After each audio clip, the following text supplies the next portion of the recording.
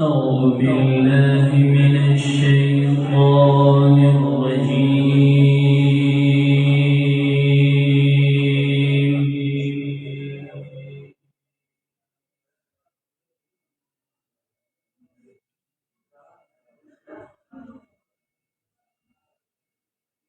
بسم الله الرحمن الرحيم.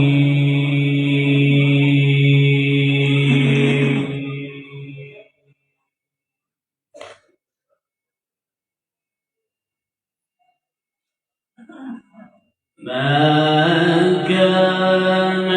محمد أبا أحد من رجالكم ولكن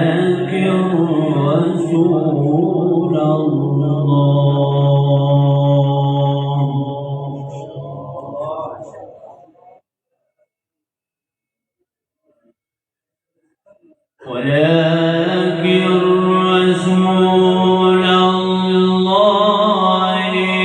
وخاتم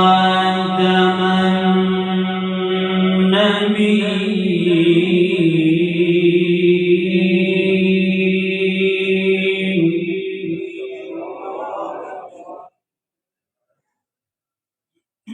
وكان الله بكل شيء عليما.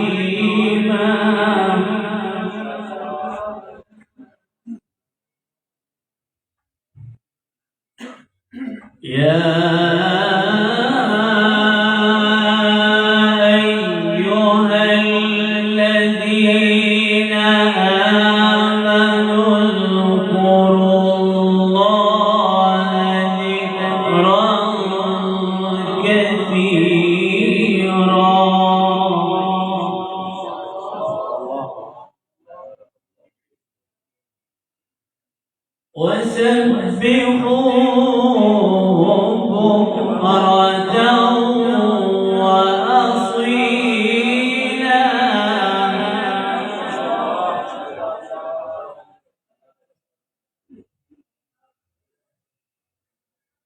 ما كان محمد أبا أحد من رجالكم ولكن رسول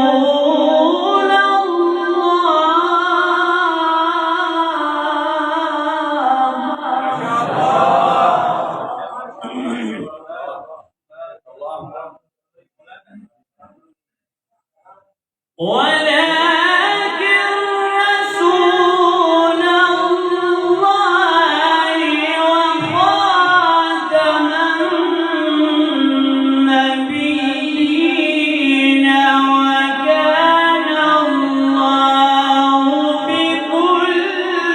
شيء عليما.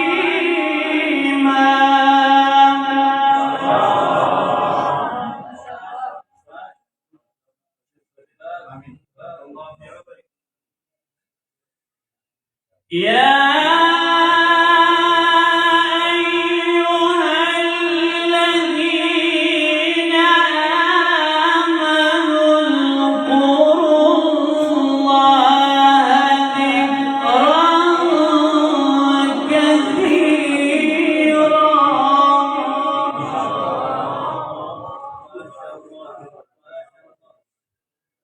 وسبحوه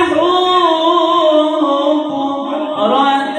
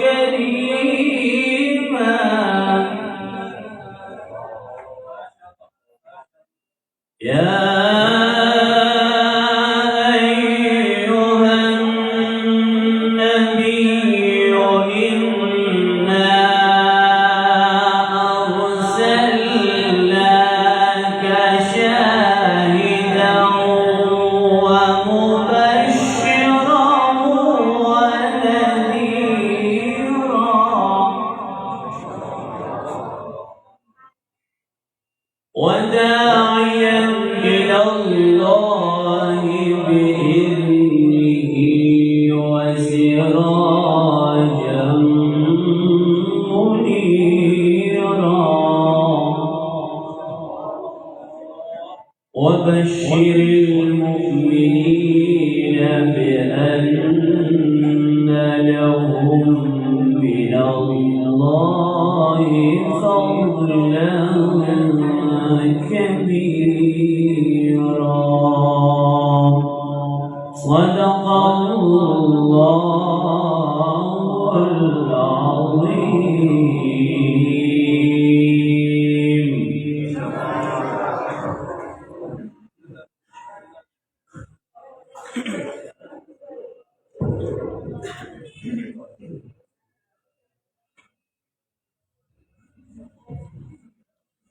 माशाअल्लाह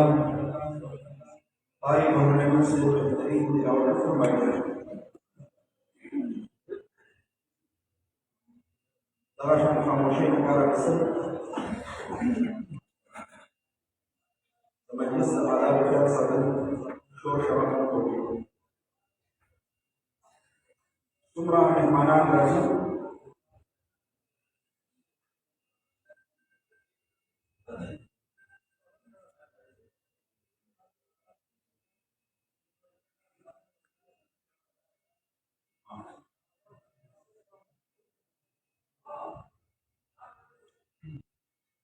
उलमाए तवज्जो के दाएं तरफ था जितनी उलमाए किराम आइम्मा अज़्ज़ाम अभी मुश्किल गाड़ी अभी हुई आवाम जुम्मन रोना बैगान अभी इधर तरफ से चिकन कोशिश की गई। Sekitar dari ulama kiram dan musyaran ustazan dikiri aima और आगे पेशवायान आगे राजी लिहाजा दरूर मुमिनान मुसलमानान अवान दरूर खिदमत की दरख्वास्त है कि दगा सेठ की करने दो उलमा और तारीफानी कोई नहीं है औलाद कोई नहीं है बस वो निदालात खुला हुआ है निदालात खुला हुआ है खाली सब कुछ हम करते हैं।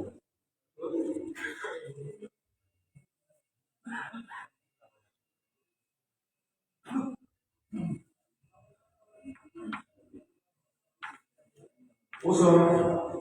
तिलावत कलाम पाक दोबारा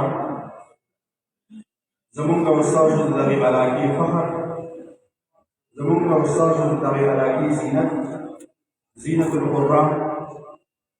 उस्तादुल क़ुर्रा उस्तादुल उलमा क़ारिउल मुक़री हज़रत मौलाना ज़हूर हसन से दामत बरकातुहुल आलिया दावी खिदमत की ख्वाहिश को जावी राशि और तिलावत कलाम पाक को फरमाई क़ारी ज़हूर हसन से दामत बरकातुहुल आलिया।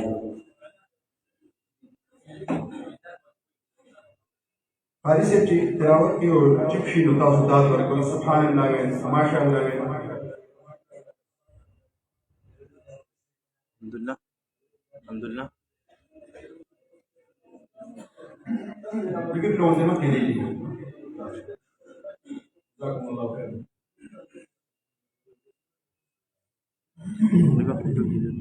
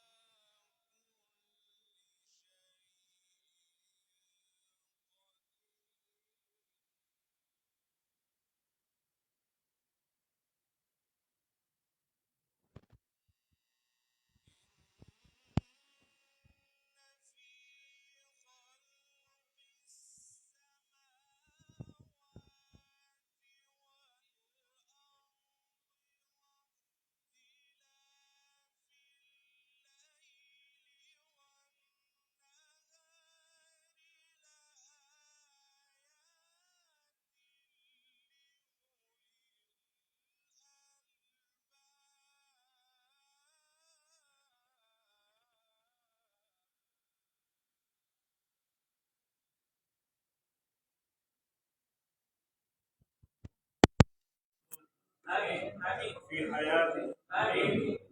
حياك الله. الذين يذكرون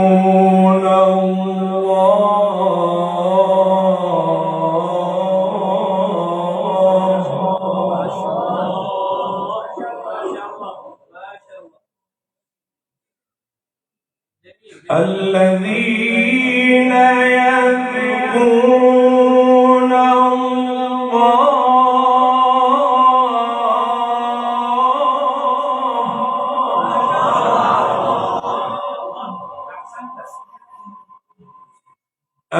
الذين يذكرون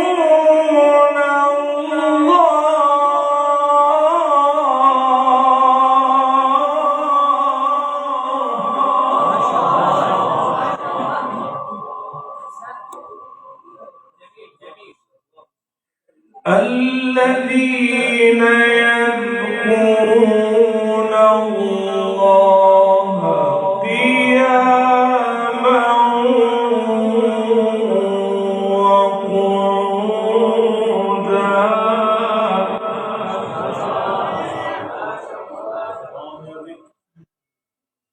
وعلى جنوبهم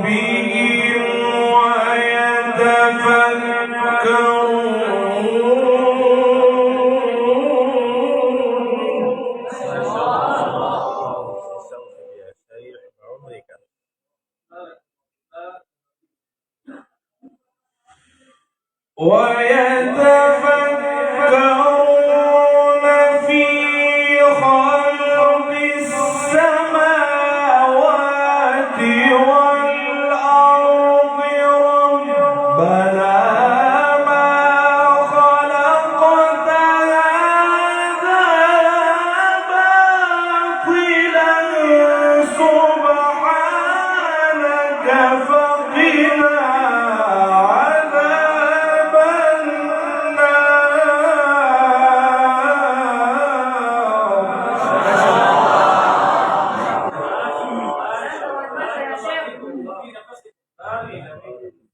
أحسنت وأجملت يا شيخ. اللهم آمين آمين.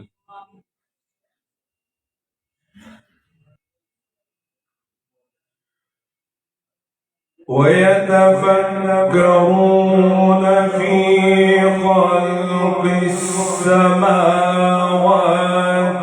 والأرض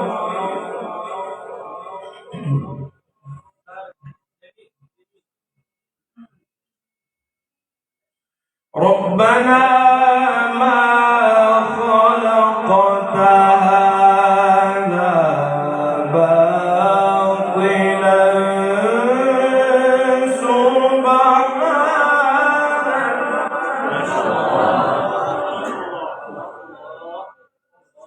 नारे तकबीर, अज़मत कुरान जिंदाबाद, शान कुरान जिंदाबाद, कारी कुरान जिंदाबाद, नारे तकबीर, अल्लाहु अकबर।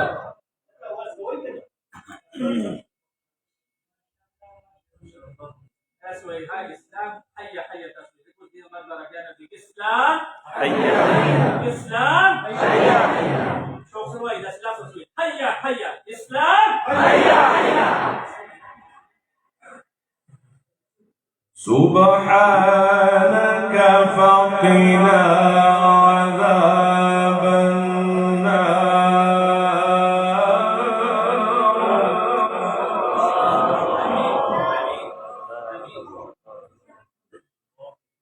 ربنا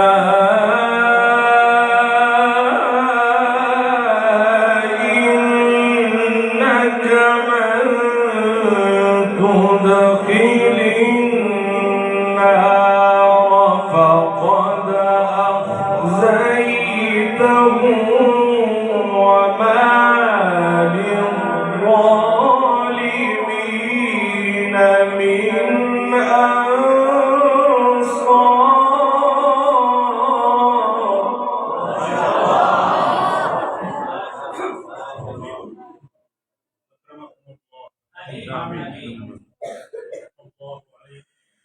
ربنا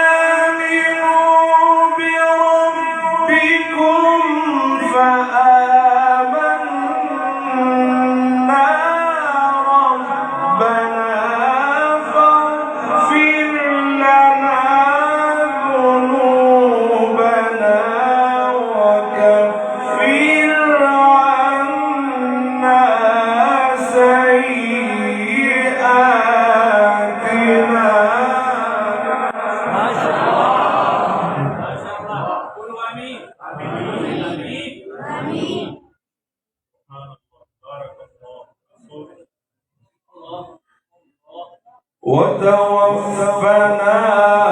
مع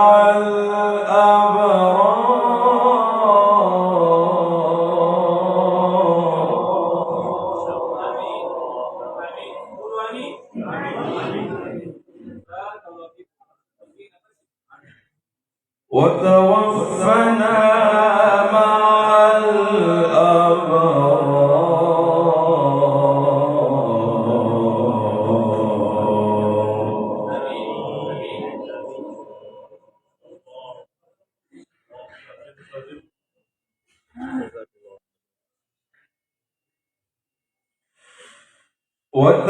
وتوفنا مع الأبرار ربنا وآتنا ما وعدتنا على رسلك ولا تخزنا يوم القيامة.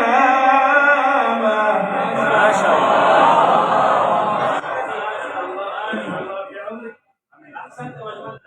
جميل جميل. بارك الله فيك. بارك الله في صوتك وفي آمين جزاك الله. آمين آمين. إنك لا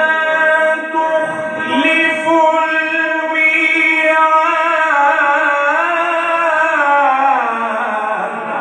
ما شاء الله. ليش لا يكتب وأنت بهدية. بارك الله. بارك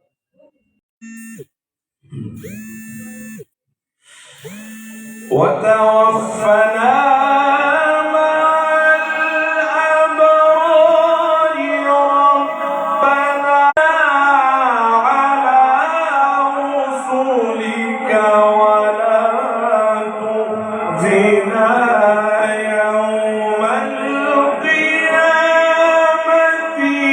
إنك لا تخلف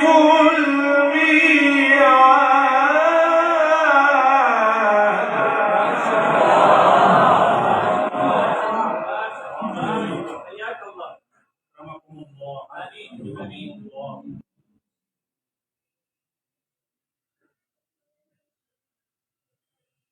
ربنا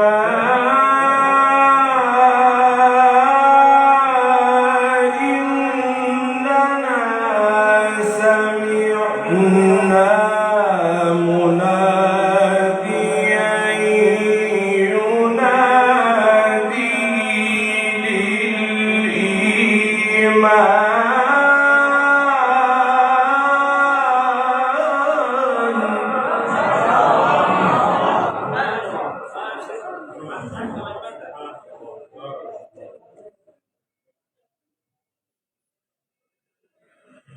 سمعنا مناديا ينادي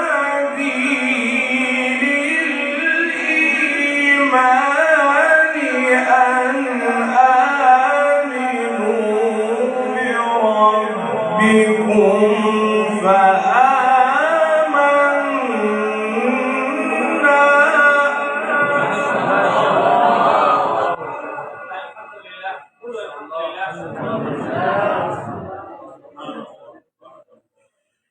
أن آمنوا بربكم فآمنا ربنا فاغفر لنا ذنوبنا وكفر عنا سيئاتنا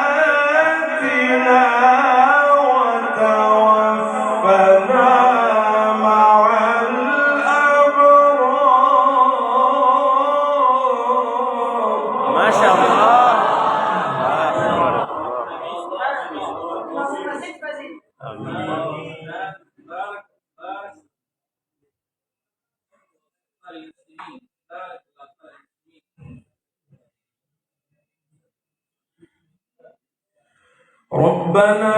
وآتنا ما وعدتنا على رسلك ولا تخزنا يوم القيامة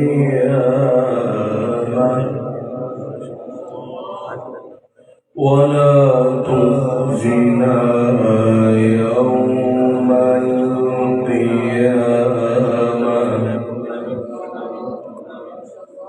ولا تخزنا يوم القيامة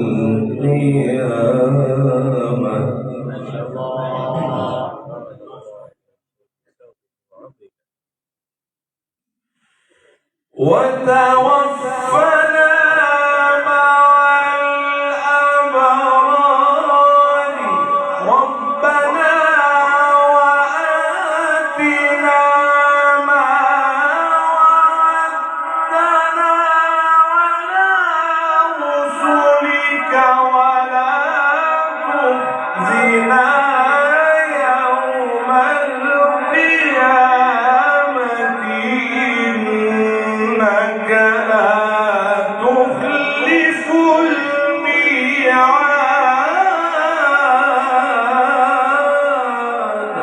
ما شاء الله.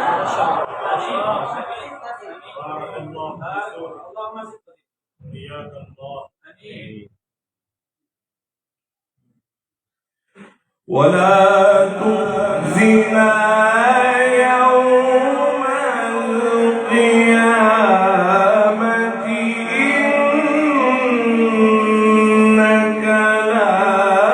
تخلف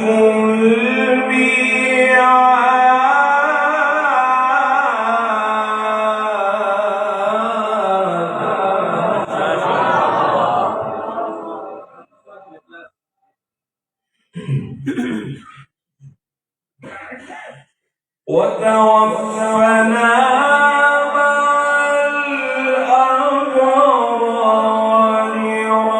ربنا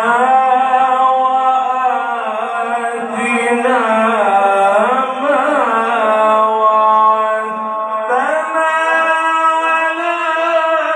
رسلك ولا تخزنا يوم القيامة إنك لا تخلف الميعاد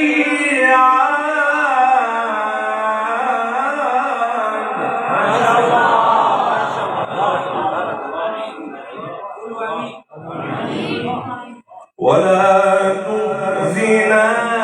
يوم القيامة إنك لا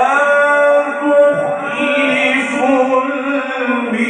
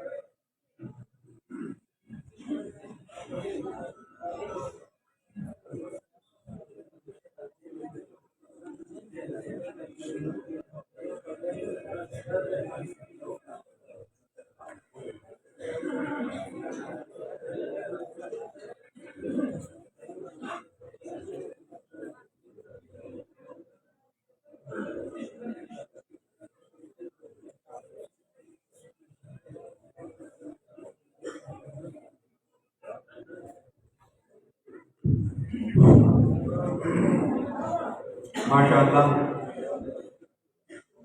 तاسو وختي ما خبر وکړه چې څومره د کلي ملګري دي د هغې په خدمت کې راپاڅي نو څومره مېلمانه راځي د بل کلي نه یا د نورو محلو نه دي کم از کم هغې ته ځای ورکوئ نه غوندې ټوک ټوک خېښې دی چې مطلب ته چې کوم دی ځای پیدا شي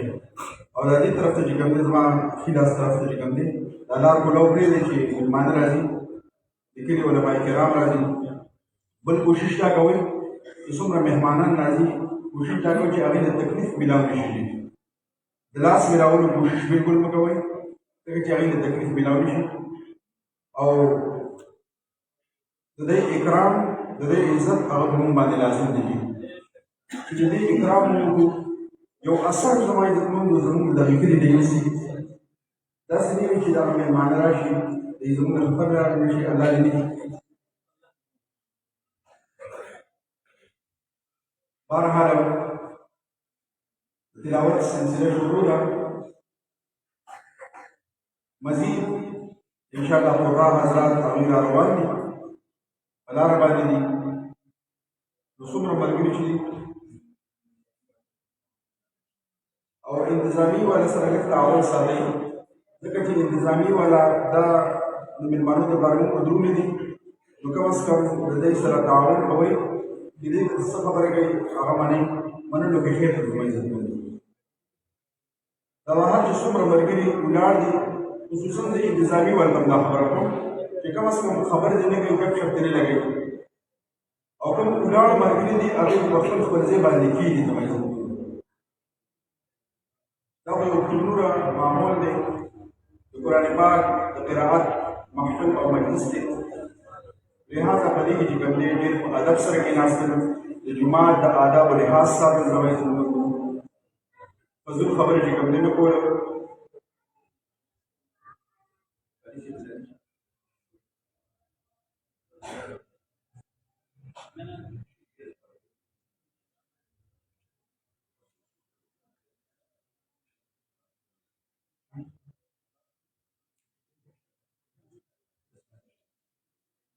دوسرا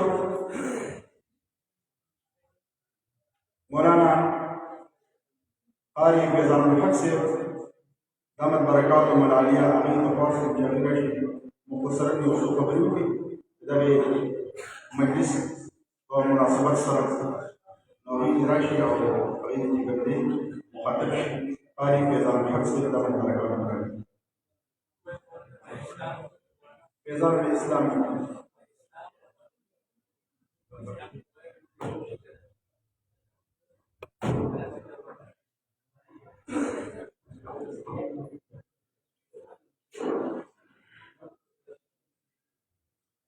الحمد لله وحده والصلاة والسلام على من لا نبي بعده أما بعد فأعوذ بالله من الشيطان الرجيم بسم الله الرحمن الرحيم ألف لام ميم ذلك الكتاب لا ريب فيه هدى للمتقين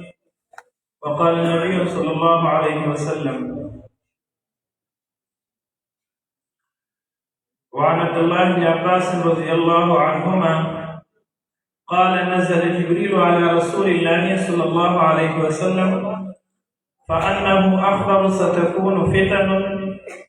قال فما المخرج منها يا جبريل قال كتاب الله زماني محترم عزتمند دان دا محفل د قرآن کریم د تلاوت د هغې په سلسله کې زمونږ د بهر نه مېلمانه هغه را روان دي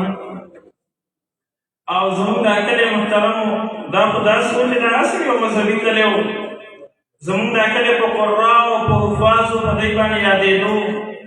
په هر محله کې په هر ګلۍ کې په هر کور کې دوه دوه درې درې حافظان د قرآن کریم قاریان هغه وو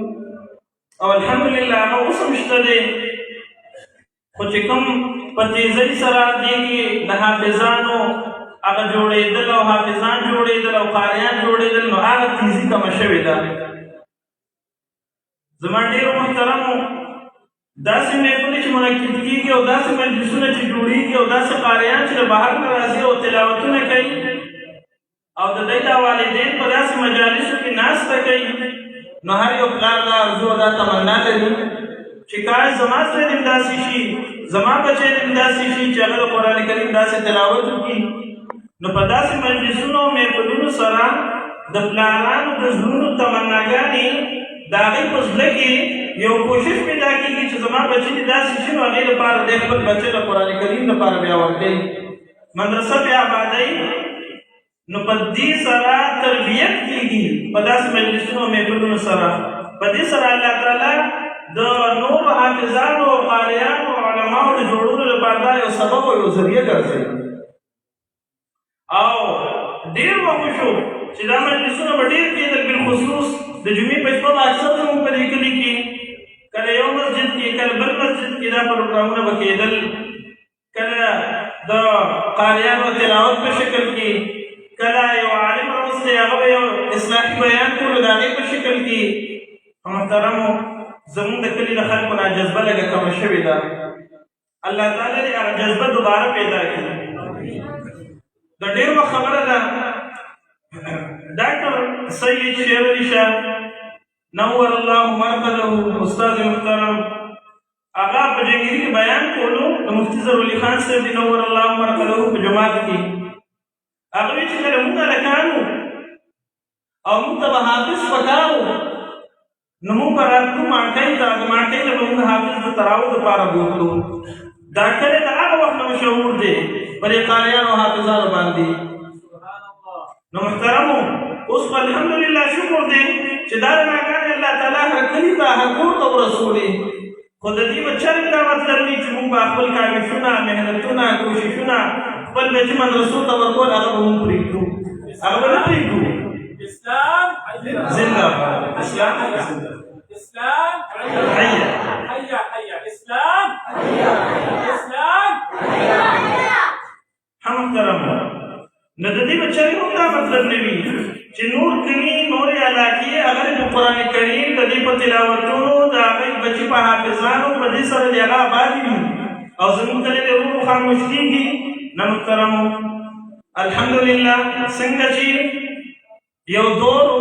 د دې کلي دا طلبا د هر کور نه دوه او درې بچیان هغه به دارالعلوم ته روان وو دا لارې به بیا آبادې وي قاریان به روان وو هغې پسې به خپل شاګردان روان وو په لاره باندې به تلاوتونه کېدل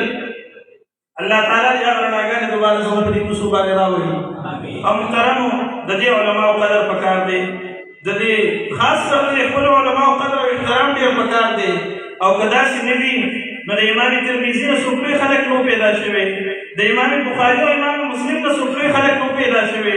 دومره لوی خلک وو د حدیثو لوی امامان د حدیثو څومره لوی خدمتونه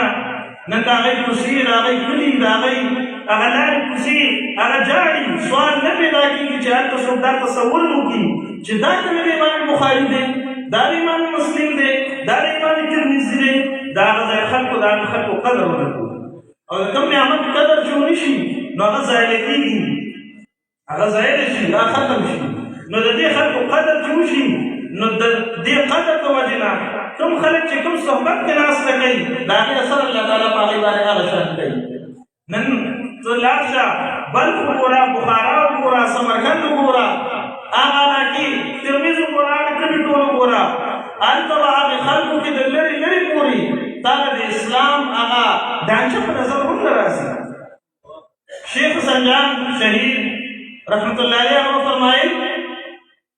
چې مونږ لاړو د MMA دورې حکومت کې مونږ لاړو هلته د هغې علاقې ته چې لاړو هغه ځای ته لاړو یو سپین ږیری بابا وایي هغه مونږ ته ووایي چې تاسو کښېنئ وایي مونږ کښېناستو څه خبرې اترې وکړي وایي بیا یې وایي چې یا زمونږ دا کوڅې داسې وي زمونږ دا کلي داسې وو چې د دنیا نه به دلته خلک راتلل، دلته به حدیث زده کول، دلته به فنون زده کول، دلته به علوم زده کول، دلته به قرآن زده کولو. او نن افسوس زموږ دا کلي صرف دې نه پاتې شول چې خلک راځي د امام ترمذي قبر ته صرف ودرېږي، د امام مسلم او امام بخاري قبر ته صرف ودرېږي، نور هېڅ هم په لاس دلته نشته. نو محترمو زموږ دې کلي لوی لوی خلک پیدا کړي دي، دلته لوی لوی خلک شته دي، اوس هم موجود دي. که د هغې خلکو قدر وشي او د هغې قدر د هغې د علم قدر دی، او د علم قدر چې که ستا بچی ستا کور به الله تعالی د علم نه، د دین نه، د قرآن نه، د دې نه به نه خالي کوي. او په یو کور کې چې الله تعالی یو عالم پیدا کړو، علما فرمایي تر 7 نسلونو پورې به الله تعالی د ده دا کور د علم نه، د قرآن د مېنه دا به نه خالي کوي، 7 نسلونو پورې. نو چې خپل بچی څنګه چې قاري صاحب تلاوت وکړو، چې زموږ په زړونو کې ضرور دا تمنا پیدا کېږي چې زما بچی دې هم داسې تلاوت وکړي. څنګه بهر نه مېلمانه را روان دي او هغوی تلاوتونه کوي. محترمو دین کې عزت دی، احترام دی، خوند دی، مزه ده، لذت دی، شهرت دی، د دواړو جهانو کامیابي ده، هر څه په دې دین کې پراته دي. او موږ دغو منډو کې ګورو، دغو منډو باندې نشته، ورنه کوې نو علما په ټوله ورځ هغه خو په مدرسه کې ناست دي، د پیسې طلب نشته، کوشش نشته، کتاب ګوري، قال الله قال رسول وایي، د هغې خو ښه ژوند دی، د هغې نه ښایسته ژوند په مخ د ځمکه څوک تېروي؟ پوره ژوند تېروي، ښایسته ژوند تېروي، په خوراک، په لباس، په عزت، په قدر، په احترام، په هر څه باندې پوره ژوند تېروي. دا د دې علم د وجې نه تېروي، دا د قرآن د وجې نه تېروي. دا په سینه کې علما ناست دي، د قیامت په ورځ باندې به الله تعالی وایي هغه ګناهګارو علماو ته وایي، او کما قال دغه رنګې روایت دی چې زه تاسو ته نن عذاب نه درکوم ستاسو د ګناهونو د وجې نه، ځکه ستاسو دا سینې چې ما د قرآن او د حدیثو دپاره، د محبوب پیغمبر د حدیثو دپاره دا پرانیستي او دې کې تاسو د حدیثو او د قرآن علومو ته ځای ورکړی او دا دې دپاره نه چې دا زه نن په اور باندې وسوځوم. الله تعالی ورسره رحم عمل وکړي. نو محترمو دې سینه کې علامه صاحب وایي که نه چې قاری نظر آتا ہے حقیقت میں ہے قرآن. قاری ته په نظر باندې راځي چې روان وي، په حقیقت کې دا قرآن دی، د ده په سینه کې قرآن دی، د سینه کې قرآن ته ځای ورکړی دی. نو الله تعالی دې مونږ، زموږ بچي، زموږ کورونه دا په قرآن سره آباد ساتي. الله تعالی دې زموږ دا کلی چې څنګه قرآ، حافظان، قاریان، عالمان پیدا کېدل، الله تعالی دې دوباره هغه رونق درته بحال کړي. په دې علاقه باندې دې الله تعالی خوښ قاریان، خوښ عالمان، باعمله، نیکان، صالحان، دینداره دا خلک دې الله تعالی پیدا کړي. الله تعالی دې دا دین خدمت زموږ نه واخلي. اصل شی خدمت دی د دین، اخلاص چې زموږ په اعمالو کې الله تعالی پیدا کړي. څو خبرې مې وکړي، الله تعالی دې دا زموږ د نیک عمل لپاره یو سبب او ذریعه وګرځي. واخر دعوانا الحمد لله رب العالمین.